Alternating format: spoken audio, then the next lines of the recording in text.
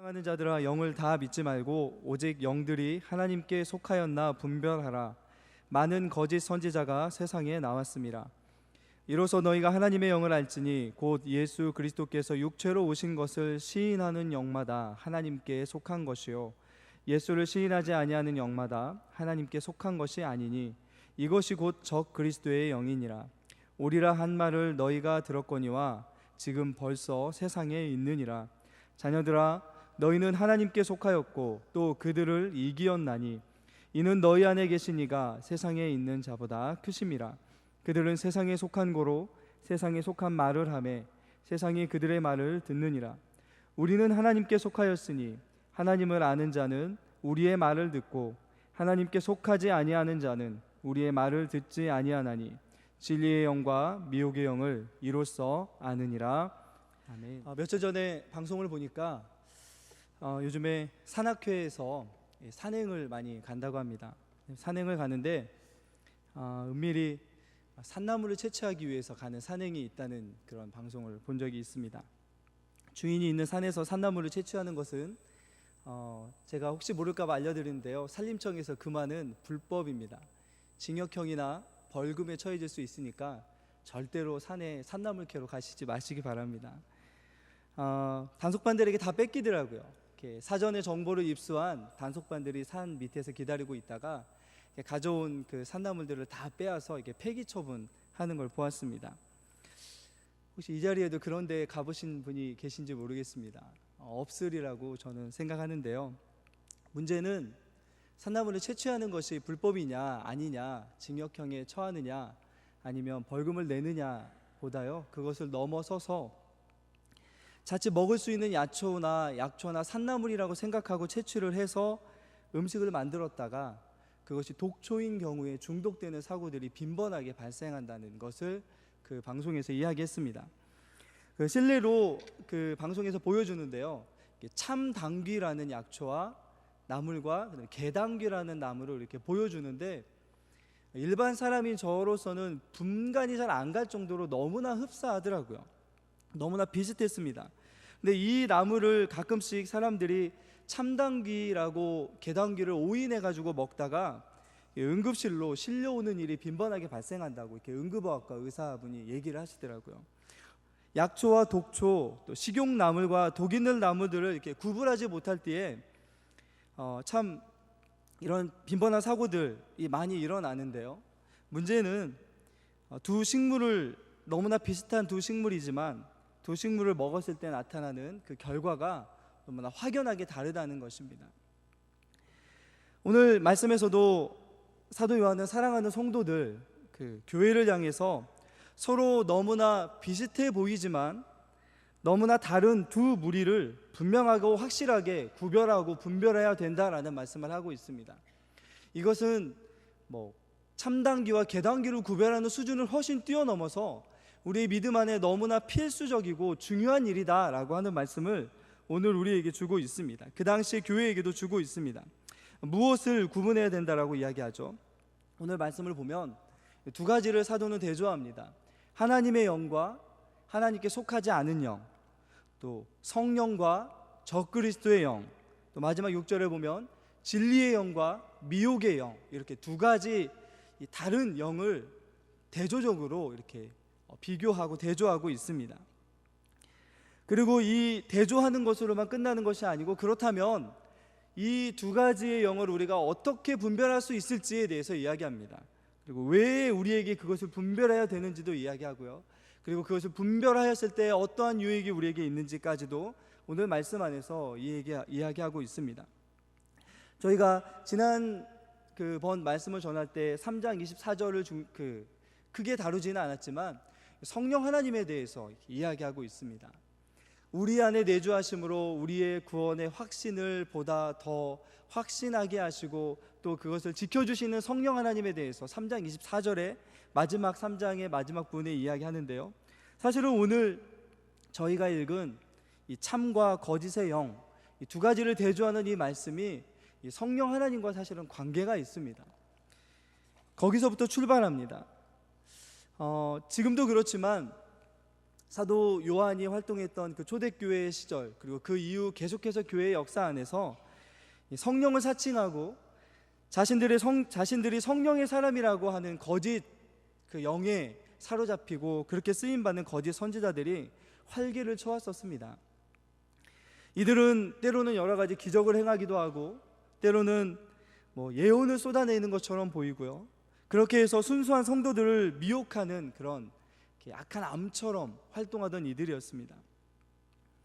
그런데 교회의 역사를 연구하는 많은 분들이 이 거짓 영들이 활개를 치고 이단들이 이렇게 활발하게 활동했던 시기를 곰곰하게 이렇게 연구를 해보니까요, 한 가지 특징을 발견했습니다. 무엇이냐면요, 거짓들이 팽배하던 시대는 이상하게도 교회 안에 교회의 상황이 굉장히 좋지 않았다라는 것을 발견하게 되었습니다. 한 가지 예를 들면 사도 요한의 사후에 바로 교회 안에 2세기 3세기 초 무렵에, 말과 초 무렵에 몬타누스주의라는 이단이 발흥을 했습니다. 몬타누스라는 사람에 의해서 세워진 그 자칭 자기가 성령이라고 주장했던 사람입니다. 이들이 주장했던 것은 사실 처음부터 기존의 교회와 많이 다르지 않았습니다. 처음에 무엇을 이야기했냐면요, 교회가 너무 건조하다, 교회가 너무 부패했다, 교회가 살아있지 않다라는 것을 개혁해야 된다라는 것을 기치로 내세우면서 이들이 일어나고 활동하였습니다. 그래서 그 내세우는 주장이 다르고 틀리지 않았기 때문에 많은 이들이 거기에 공감하고 따라섰습니다. 왜냐하면 그 당시에 교회의 모습이 마치 죽은 화석처럼 되어 있었기 때문이었습니다. 사도 요한이 활동했던 시기에서 불과 100년에서 150년 정도밖에 흐르지 않았던 시대의 교회가 너무나 달라졌던 것이죠.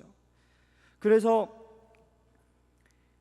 삼위일체 교리, 우리가 굉장히 어렵게 이야기하는 그 교리를 처음 우리에게 이야기했던 터툴리안이라고 하는 교부조차도 그 몬타누스주의에 넘어가서 거기와 함께 활동을 했었습니다. 오히려 그 몬타누스주의가 활발하게 더 활동할 수 있는 다리 역할을 하기도 했었습니다. 왜냐하면 그 지도자의 눈으로 봤을 때 교회가 너무나 죽어 있는 것처럼 보였기 때문에, 오히려 저렇게 열광적으로 이야기하는 이단처럼 보이지만 아직은 이단이 되지 않았던 것처럼 보이는 그들의 말이 교회를 향해서 옳은 것처럼 보였기 때문에 이런 이단들에게 이렇게 가담하는 이들이 많았던 교회 역사가 있습니다. 물론 잘못된 성령운동과 시한부 종말론에 빠져가지고 몬타누스주의는 5세기에서 6세기경에 사라집니다. 이러한 이들, 거짓 선지자들, 이러한 이들이 교회의 역사에 계속해서 있었고 지금도 있습니다. 그런데 오늘 사도 요한은 본문을 통해서 거짓 선지자들이라고 하는 이들을 분별하라고 얘기하는데요, 그들의 특징을 무엇이라고 이야기합니까? 제가 초두에 얘기했던 것처럼 거짓 선지자들의 특징 중에 하나는 비슷하다는 것입니다. 완전히 다르지 않다라는 것이죠. 거짓 선지자들도 예수 그리스도를 이야기하였습니다. 거짓 선지자들도 예수를 믿어야 된다고 얘기했었습니다. 하나님에 대해서 이야기했습니다. 그런데 이미 이 당시 교회 안에 있었던 이 거짓 선지자들, 교회 안에 문제를 일으키고 있었던 거짓 선지자들, 그것을 전제하고 하는 이 사도 요한은 무엇이라고 이야기하죠? 오늘 1절 말씀을 다시 한번 읽어볼까요? 1절입니다. 같이 한번 읽겠습니다. 시작. 사랑하는 자들아, 영을 다 믿지 말고 오직 영들이 하나님께 속하였나 분별하라. 많은 거짓 선지자가 세상에 나왔습니다. 사도 요한이 활동하던 이 시대에도 이미 많은 거짓 선지자들이 활동하고 있었다는 것이죠.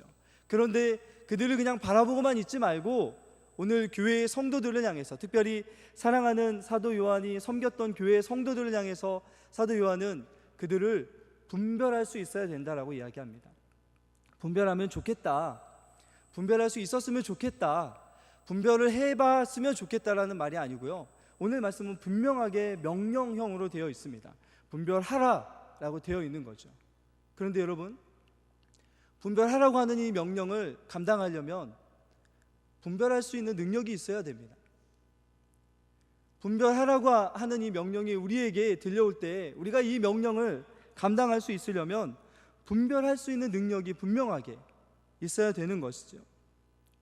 말씀에서는 특별히 거짓 선지자들이 정말 하나님께 속하였는지를 분별하라고 이야기합니다. 이 분별하다라는 말은 시험해 보라는 거죠.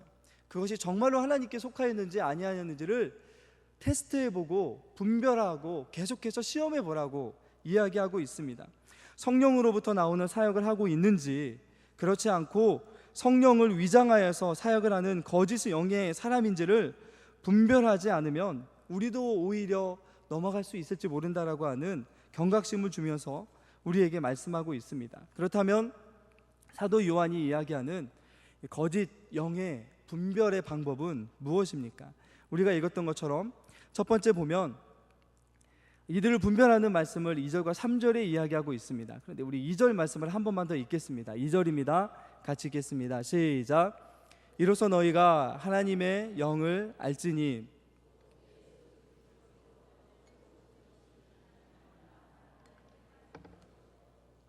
네, 하나님의 영을 알 수 있는 방법, 그리고 그렇지 않은 영을 알 수 있는 방법을 무엇이라고 이야기하고 있죠?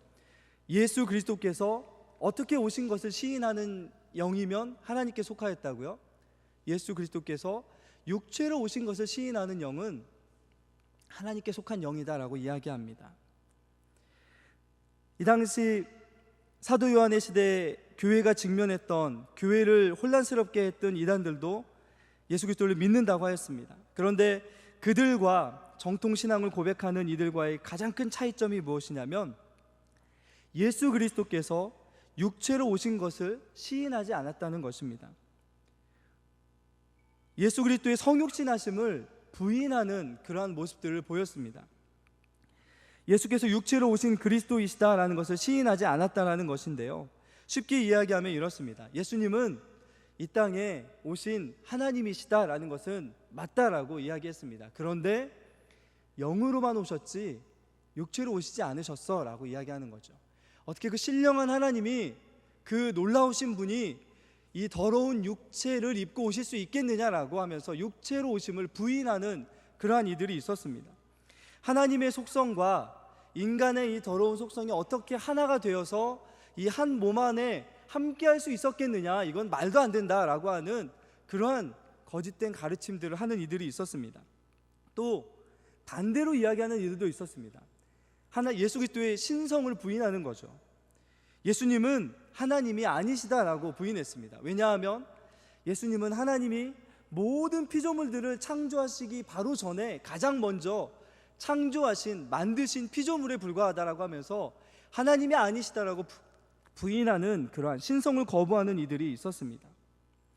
여러분, 그렇다면 우리는 예수 그리스도께서 이 땅에 육신으로 오신 그리스도임을 모두가 믿다고 저는 확신합니다.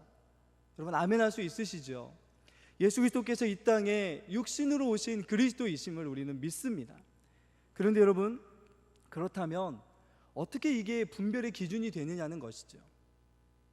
거짓 이들도 이것을 사실은 시인할 수 있습니다.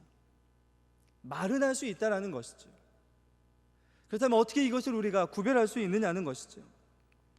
그래서 오늘 3장 24절이 중요합니다. 3장 24절을 가지고 4장의 1절부터 6절까지를 해석하고 바라보아야 됩니다. 성령이 계십니다. 우리가 어떻게 예수 그리스도께서 육체로 오신 그리스도이심을 고백할 수 있느냐, 그것을 물었을 때 이것은 우리의 지식과 우리의 이해와 우리의 생각과 우리의 어떤 능력으로 도저히 되지 않는 우리의 영역이 아니라 성령께서 하시는 일이었다라고 하는 것이 사도 요한의 우리에게 주는 교훈인 것이죠. 이것은 거짓 선지자들이 부인하는 것처럼 이해 불가한 예수 그리스도께서 육체로 오심, 또 신성으로 우리와 같은 모습으로 오심, 이것을 우리가 어떻게 믿을 수 있었느냐라는 것을 질문하는 것입니다. 그리고 우리 모든 사람은 동일하게 그리스도인이라면 동일하게 고백하는 것 무엇이냐면 내 힘과 내 지혜와 내가 가진 어떤 것으로 이것을 믿을 수 있었던 것이 아니라 성령께서 나를 깨닫게 하시고 성령께서 나를 조명하시고 성령께서 말씀을 깨닫게 하심으로 내가 믿을 수 있었습니다 라고 하는 그 고백을 할 수밖에 없다는 것이죠. 예수 그리스도를 마치 선지자처럼 이야기하지만 거짓 선지자들에게는 이러한 신앙을 고백할 수 있는 그러한 경험이 없었습니다. 입으로는 얘기할 수 있었을지 모르지만 그들 안에 성령이 없었기 때문에 그들 안에 이러한 참된 고백을 할 수 없었던 것이죠. 사도는 참다운 이것을 고백할 수 있는 사람이라면 당연히 그 안에 성령이 계셔야만 고백할 수 있고, 성령이 역사하셔야만 그리스도인으로서 고백할 수 있고, 이 이해에 불과하고 도저히 받아들이기 어려운 이것을 믿음으로 수납할 수 있었던 유일한 근거는 성령이시기에 그것을 시인하는 이가 바로 성령의 사람이고, 그것을 시인할 수 있었던 이가 바로 성령의 은혜를 통해서 구원받은 사람이기에 그것을 시인할 수 있는지 없는지가 하나님의 영에 속한 사람인지 그렇지 않은지를 구별할 수 있는 기준이 된다라고 말씀해주고 있는 것이죠. 문제는 우리가 그것을 거짓 선지자들이 이야기할 때 그들의 고백이 아까 이야기했던 것처럼 어떻게 하나님이신 예수님이 이 땅에 오셔서 인간의 몸으로 오실 수 있으시겠느냐라고 누군가가 반박한다면, 아니 반대로 어떻게 예수님께서 하나님이 창조하셨다고 하는 골로새 말씀이나 이런 말씀이 있는데 어떻게 그분이, 창조된 그분이 하나님이라고 이야기할 수 있겠느냐라고 누군가가 우리에게 물어본다면 과연 우리는 그것을 반박할 수 있는 그러한 어떤 영적인 지식들이 있느냐는 것이죠. 진짜인지 가짜인지를 구별하려면 진짜를 알고 있어야 됩니다. 그런데 과연 우리는 진짜를 진짜답게 이야기할 수 있는, 가짜를 들이밀 때 반박할 수 있는 그러한 영적인 지식이 우리 안에 있느냐 하는 것을 오늘 사실은 이 말씀을 통해서 우리 자신의 모습을 비춰보아야 될 것입니다. 우리에게는 사실 우리 개신교 안에, 특별히 또 장로교 전통 안에는 굉장히 좋은 이 분별의 도구들이 많이 있습니다. 혹시 기억하실지 모르겠지만 우리 처음 그 구역장 일꾼 교육을 할 때 김홍만 교수님 오셔가지고 여러 가지 이야기를 하면서 교리의 중요성에 대해서 이야기한 적이 있으십니다. 혹시 기억하십니까? 그때 우리 장로교 안에 있는, 또 우리 개혁주의 신앙 안에 있는 그 귀한 영적인 자산 중에 하나인 하이델베르그 소요리 문답과 웨스트민스터 소요리 문답에 대해서 이야기하신 적이 있었습니다. 아마 이것을 처음 듣는 분도 있으실 것이라고 생각합니다. 1500년대 말 1600년대 초 우리 신앙의 선배들은 자라나는 아이들에게 신앙의 분별력을 키우기 위해서 100수십 가지가 되는 여러 가지 문항을 만들고 그것을 아이들에게 가르치고 아이들에게 암기하도록 하였었습니다. 그리고 그렇게 자라나는 아이들은 천주교의 교리가 교회 안으로 스며들어 올 때 그것을 과감하게 걸러낼 수 있는 영적인 지도자들로 성장할 수 있었습니다. 잘못된 가르침을 분별하여 걸러낼 수 있는 그러한 좋은 도구들이 우리에게 있습니다. 그런데 과연 우리가 그것을 얼마나 사용하고 있는지 모르겠습니다. 최근에 한 기사를 통해서 이런 기사를 본 적이 있습니다. 여러분, 고깃집에 가면 고기를 찍어 먹는 그 무슨 장이라고 그러죠? 기름장이라고 그러나요? 네, 그 기름장을 공식 용어로는 향미유라고 한다고 합니다. 여기 고기를 다루시는 분도 계시니까 아시겠지만, 그런데 경상도에 있던 우리나라의 고기 이 찍어 먹는 기름을 굉장히 많이 대주는 한 업체가 이번에 적발이 됐습니다. 그런데 왜 적발이 됐냐면요, 이 기름을 뽑아내는데 보통 정상적인 방법으로 뽑아내면 그 추출량이 별로 많지 않다고 합니다. 그런데 이 추출량을 많게 하기 위해서 무엇을 사용했냐면요, 이 벤젠이라는 1급 항암 물질을 사용했다고 합니다. 그래서 정상적으로 뽑아낸 그 향미유의 벤젠 함유량과 이 기름장에 함유되어 있는 벤젠 함유량을 비교해 보니까 거의 한 400배 이상의 차이가 났습니다. 그런데 여러분, 그 기름장 찍어 먹은 사람들이 알았을까요? 여기에 벤젠이 우리가 인체에 유해한 그 기준보다 400배 이상 많아라고 그 기름장을 보면서 이렇게 찍어 먹을 때 알고 먹었을까요? 분별할 수 있었을까요?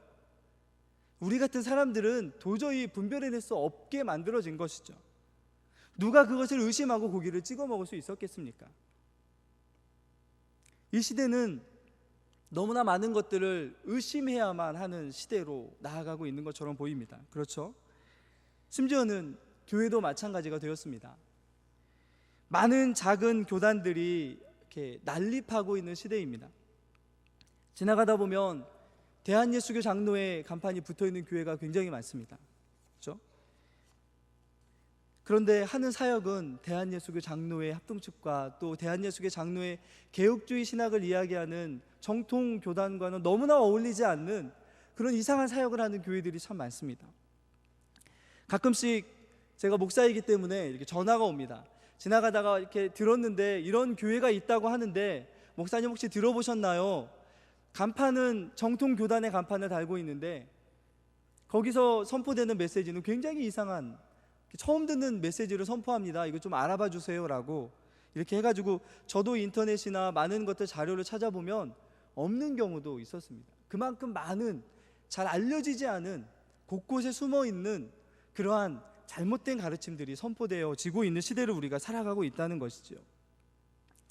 특별히 여러분, 우리가 이 말씀을 보면서 비단 잘못된 가르침만을 전하는 거짓 선지자들, 하나님의 영에 속하지 않은 잘못된 가르침을 전하는 이들만을 이 말씀에 비추어 볼 것이 아니라 우리 자신들도 한 번 더 비추어 봐야 될 말씀인 것을 우리가 보게 됩니다. 왜냐하면 정말 하나님께 속한 사람이라면 하나님께 속한 사람의 증거들이 나타나기 때문입니다.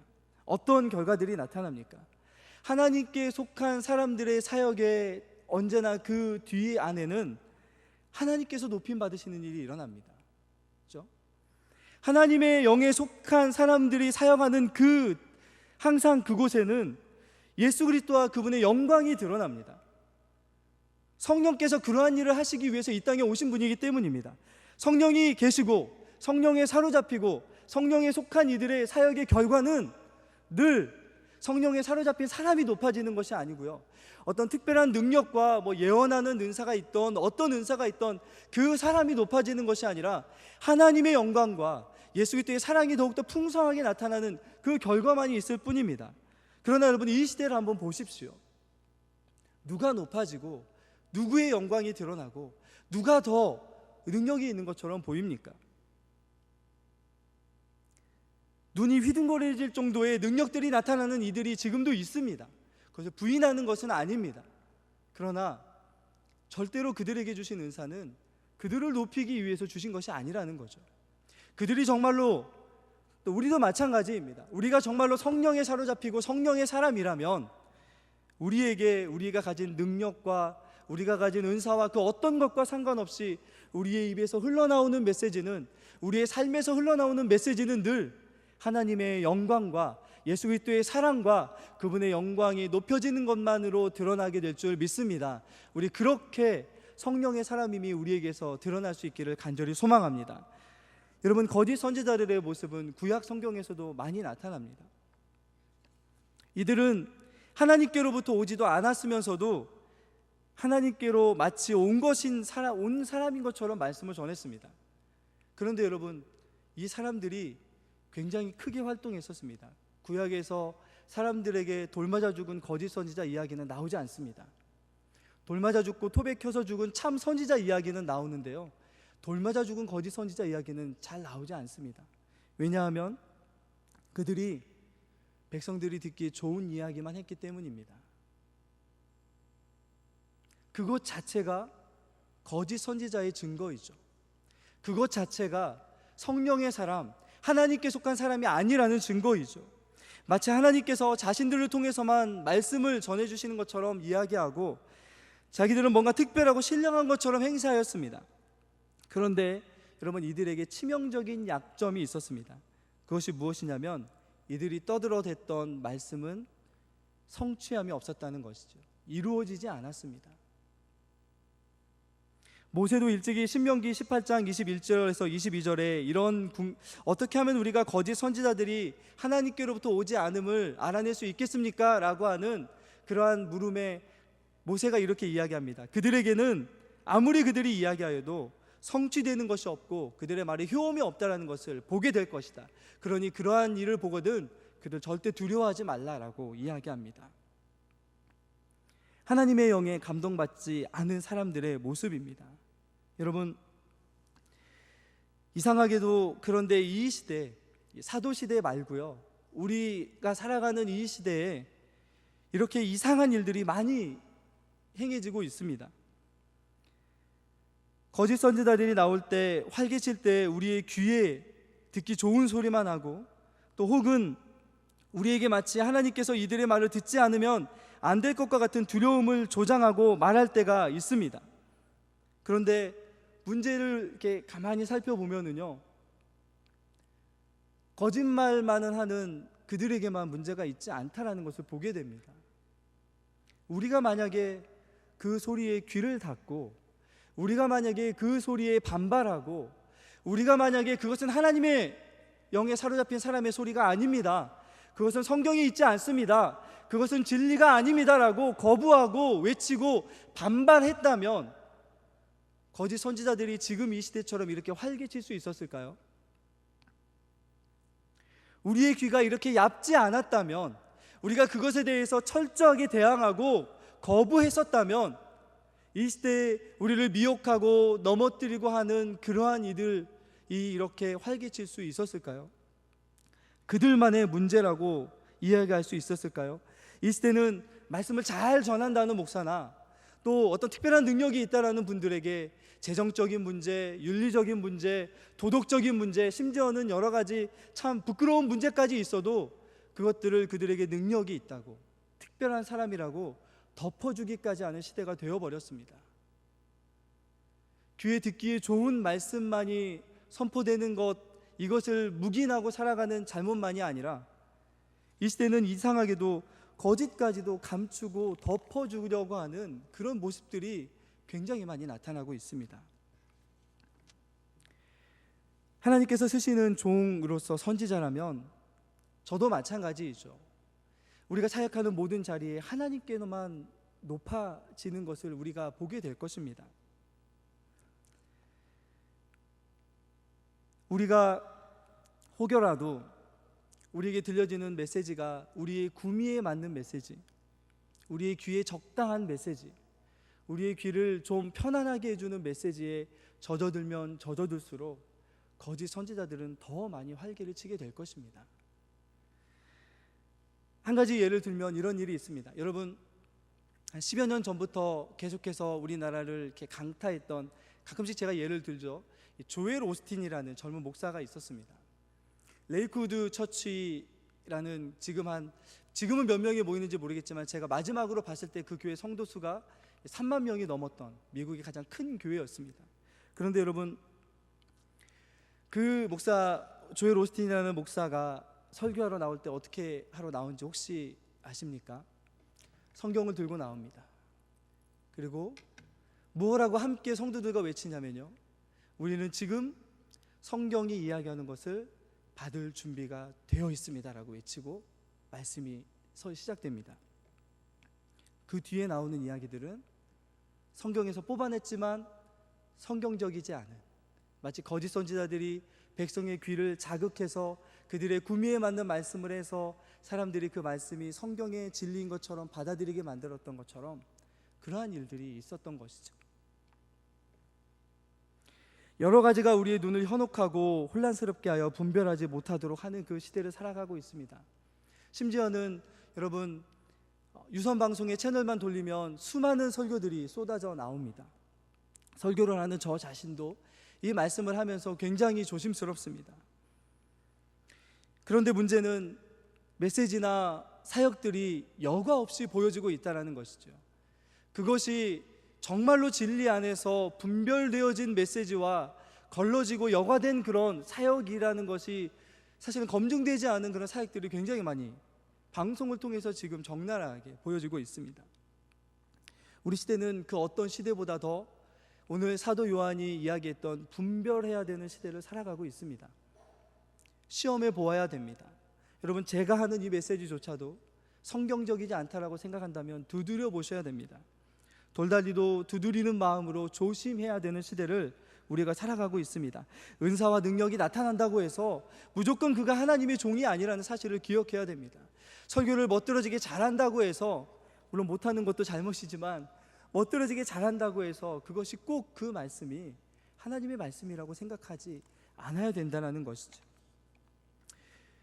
우리가 어디에 더 귀가 솔깃하게 귀를 기울이면서 살아가고 있습니까? 일상적으로 반복되어지는 메시지는 실증 나십니까? 오히려 특별하고 뭔가 대단한 것처럼 보이는 그런 메시지에 귀가 솔깃하게 귀를 기울이며 우리가 살아가고 있습니까? 우리에게 필요한 것은 정말 성경에서 무엇을 이야기하는지, 그리고 어떤 메시지가 성경에 일치하는지를 분별할 수 있는 능력이 필요한 줄 믿습니다. 올바른 메시지는 하나님과 사람들을 더욱 사랑하게 만듭니다. 올바른 메시지는 하나님을 더욱 진리 안에서 확고하게 믿고 나아가도록 성도들을 이끕니다. 우리에게 초대교회로부터 내려오는 정통 그 귀한 교리 안에서 더 뿌리를 내리고 확고한 신앙으로 나아가는 여러분 되시기를 간절히 소망합니다. 두 번째로는 짧게 이야기하겠습니다. 첫 번째는 그들이 무엇을 이야기하는지를 통해서 그들을 분별하라고 이야기했던 오늘 사도 요한은 두 번째로 이것을 이야기합니다.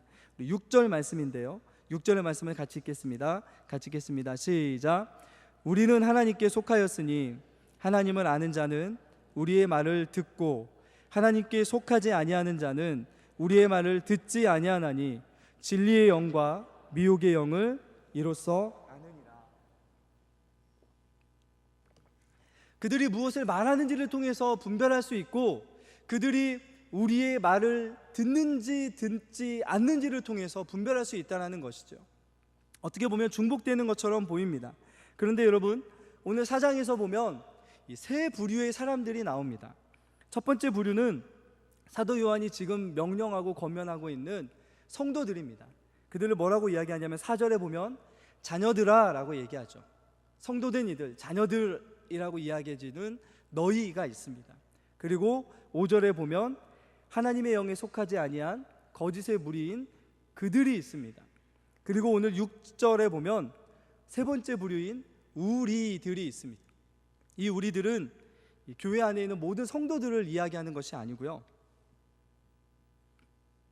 사도 요한과 같은 교회 안에 한정적으로 세워졌던 교사들을 이야기합니다. 하나님의 진리를 참되게 선포하는 참된 교사들을 이야기합니다. 그런데 만약 어떤 이들이 자기들은 하나님의 사람들이라고 이야기하는데 이 교회 안에서 내려온 전통 교리와 또 성경에 일치되는 그러한 말씀을, 선포되어지는 말씀을 만약에 그들이 받아들이지 않는다면 그들이 바로 거짓 선지자들이고 거짓에 속한 영이고 미혹의 영이다라고 그렇게 분별할 수 있다라고 이야기하고 있습니다. 왜냐하면 이들은 성령의 사람이 아니기 때문에 우리가 전한 말씀, 진리의 말씀을 받아들일 수 없는 그런 상태입니다. 우리가 성령을 통해서 받았던 이 진리의 말씀을 그들은 성령의 사람이 아니기 때문에 아무리 전해도 받아들일 수 없습니다. 그리고 그들은 항상 이야기합니다. 교회 안에 없는 새로운 가르침이 우리에게 있다. 교회 안에 없는 새로운 가르침을 우리 교회의 리더가 가르쳐주고 있다라고 하는 새로운 것들을 늘 이야기합니다. 왜냐하면 우리가 가지고 있는 참되고 바른 그 진리들을 그들은 받아들일 수 없기 때문입니다. 성령의 사람이 아니기 때문이지요. 사도는 이렇게 듣지 않음 자체가 그들이 하나님의 영에 속하지 아니한 증거라고 이야기하고 그것들을 통해서 거짓 선지자들을 분별해낼 수 있다라고 말씀하고 있습니다. 말씀을 마치도록 하겠습니다. 여러분, 성령의 사람들이 어떤 사람들입니까? 그들은 늘 듣는데 열심을 내는 사람들입니다. 그렇지만 듣고 나서 아는 것을 통해서 교만하거나 자기 자신을 높이지 않는 사람들입니다. 진리 앞에서 늘 겸손합니다. 왜냐하면 그 진리가 우리가 도저히 받아들일 수 없는 하나님의 은혜를 통해서 우리가 깨달은 진리라는 사실을 늘 마음속에 새기고 진리 앞에서 늘 겸손한 이들입니다. 성령께서 내 안에 일하시지 아니하신다면 사도들의 신앙 고백과 우리에게 주신 영적인 교훈을 들을 수 없다는 것을 늘 마음에 새기면서 우리 자신을 낮추어가는 이들이 바로 성령의 사람들의 모습입니다. 자칫 내가 판단의 기준이 되기 쉬운 그 시대를 우리가 지금 살아가고 있습니다. 그런데 여러분, 만일 우리 내면 안에 하나님의 말씀이 정말 진리이다, 정확한 교훈이다 라고 한다면 우리에게 두 가지 길이 보일 것입니다. 하나는 진리의 길이고 하나는 거짓의 길입니다. 하나는 오늘 이야기하는 것처럼 진리의 영이 보여주시는 길이고, 하나는 미혹의 영이 우리를 미혹하기 위해서 보여주는 길일 것입니다. 우리에게는 한 가지 길만을 선택할 수 있습니다. 그것이 이 안에 있는 저와 여러분 모두가 다른 길이 아닌 진리의 길만을 늘 선택하며 가는 그러한 하나님이 인도하시는 길을 갈 수 있기를 예수 그리스도의 이름으로 간절히 축원합니다. 우리 안에 이 분별이 있을 때 사도는 우리가 신앙 안에서 이기는 자로 설 수 있다라고 이야기합니다. 알고 분별할 수 있어야 됩니다. 그때 하나님께서 우리 안에 있는 사랑이 거짓이 아님을 참된 진리를 통해서 깨닫게 하시고, 그 참되게 안 진리를 통해서 우리 안에 참된 사랑을 나타날 수 있도록 인도해 주실 것입니다. 이렇게 쳇바퀴 돌아가듯 진리가 바로 서고 사랑이 바로 나타나고 바른 사랑을 행함으로 다시금 우리 안에 진리가 풍성하게 채워지는 그런 귀한 은혜가 있는 우리 서문교회 될 수 있기를 예수 그리스도의 이름으로 다시 한번 간절히 축원합니다. 같이 기도.